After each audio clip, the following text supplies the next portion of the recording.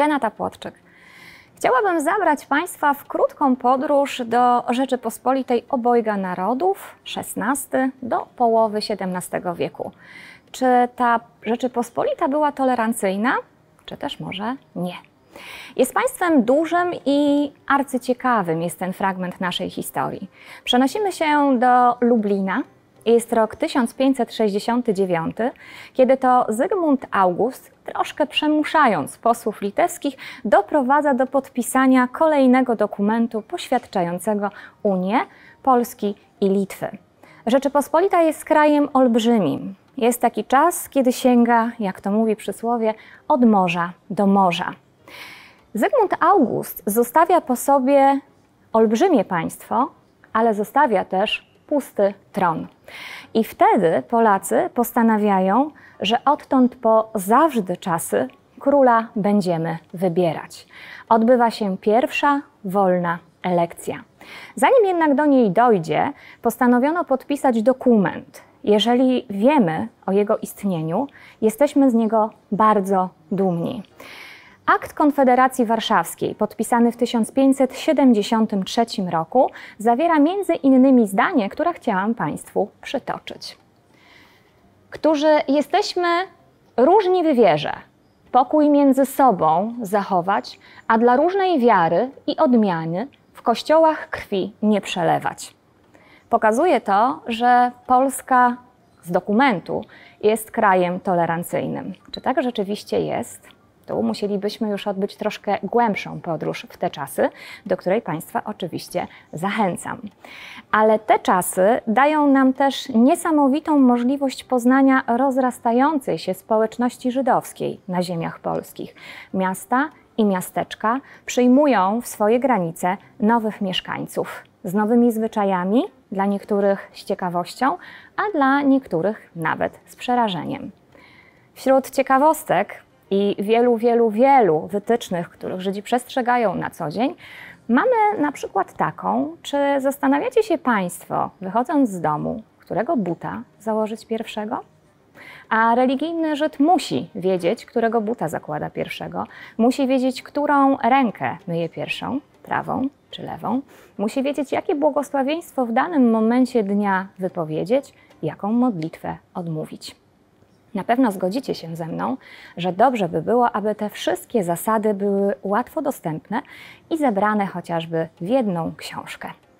Rozpowszechnienie ksiąg daje wynalezienie druku.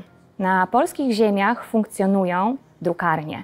U nas też możecie zabawić się w takich właśnie dawnych drukarzy i na prasach drukarskich zrobić swoją własną odbitkę. Na taki pomysł stworzenia książki obejmującej zasady, których Żydzi mają przestrzegać, wpada wybitny rabin, który nazywa się Józef Karo. Problem jednak w tym, że nie będą mogli tej księgi używać Żydzi mieszkający na ziemiach polskich. I nie dlatego, że księgi w tamtych czasach były bardzo drogie, nie z powodu pieniędzy, ale zupełnie z innego. Dlatego, że Żydzi, którzy żyją w diasporze, czyli w rozproszeniu na świecie, nie są ani tą diasporą chaotyczną, ani nie są diasporą jednolitą. Dzielą się na takie dwie duże części, na Żydów sefardyjskich i Żydów aszkenazyjskich. W hebrajskim Sefard to Hiszpania, a Aszkenaz to kraje niemieckie. Józef Karo był Sefardyjczykiem, a na ziemiach polskich mieszkali Żydzi aszkenazyjscy. Dlatego jego księgi, jego zasad nie będą mogli używać ci, którzy żyją na ziemiach polskich. Ale tu, na ziemiach polskich, żyje wybitny rabin Remu. Rabin Remu też wpada na ten sam pomysł i postanawia taką księgę napisać. Kiedy zaczyna tworzyć, dowiaduje się, że Józef Karo już kończy. Myśli sobie, nie będę pisał od początku, poczekam, aż tamta zostanie ukończona i napiszę do niej tylko komentarz. To nie tak, że rabin Remu chciał wykorzystać pracę i nie był pracowity, był człowiekiem bardzo pracowitym i wiele ksiąg spod jego ręki wyszło. Miał też szkołę dla żydowskich chłopców. Jeden z jego uczniów miał wielkie marzenie związane właśnie z księgami. Pragnął, aby w czasach, kiedy księgi były trudno dostępne, stworzyć bibliotekę. I my taką bibliotekę Dawida Darszana stworzyliśmy w kąciku naszej galerii. Jedną z książek, które możecie Państwo tam zobaczyć, jest książka, która o tyle jest niezwykła, już z samego faktu, kto ją napisał. Jest to pierwsza książka, która została wydana, napisana przez kobietę. W 1609 roku zostaje wydrukowana książka zatytułowana Meinekes Rywke. Bardzo wyjątkowa książka. Zajrzyjmy sobie do środka. Zapraszam Państwa do starej biblioteki, dziś multimedialna, ale ukrywa w sobie księgi, które wydane były przed wiekami. Skrywają one wiedzę bardzo potrzebną w judaizmie. Możemy tutaj znaleźć też tą, która opowiada nam o koszerności. Ja dla Państwa wybrałam tą napisaną przez kobietę. Meinekes Rywke, piastunka Rebeki. Niezwykła książka, która została wydrukowana w 1609 roku. Popatrzmy już, jak reklamowana była. Czy kto kiedy słyszał lub widział taką nowinę? Czy od niepamiętnych czasów kobieta napisała coś z własnej woli? Dziś może nas to dziwić, ale pamiętajmy, że to był wiek XVII, a żyjąca na przełomie XIX i XX wieku Maria Skłodowska miała problem, aby się kształcić. Rywka była córką rabina z Tykocina. Wiemy, że na pewno była bardzo wykształconą kobietą. Napisała poradnik dla kobiet. Różne rady, a my zerknijmy, co radzi, jak się okazuje, w odwiecznym konflikcie pokoleń dwóch kobiet, konflikcie synowa-teściowa. Moja teściowa upomina mnie tylko dla mojego dobra. Bardzo kocha swojego syna i chciałaby, aby mój mąż i moje dzieci czynili dobro. Zaradna i mądra kobieta szanuje teściową i teścia. W miastach i miasteczkach Rzeczypospolitej mieszkali Żydzi. W jednych witano ich i traktowano jako dobrych sąsiadów. Inne wydawały dokumenty, które mówiły o tym, że nie chcą ich za swoich sąsiadów.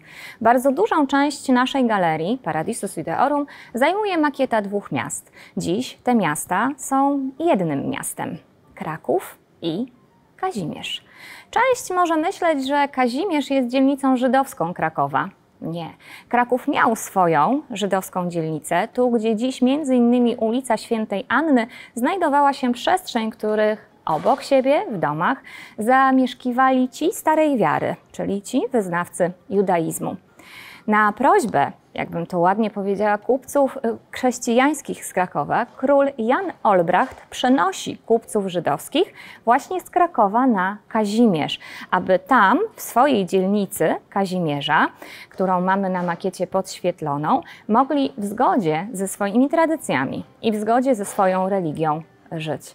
Oddzielone dwa miasta martwą Wisłą dziś stanowią jedno, a wtedy i Kraków, i Kazimierz były takim miejscem, gdzie tętniło bogate żydowskie życie, gdzie tętniła i rozwijała się najbogatsza w tamtych czasach w Europie kultura żydowska.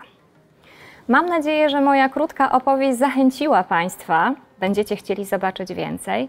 Jeżeli będzie to już możliwe, zapraszamy. Przyjdźcie do Muzeum Polin.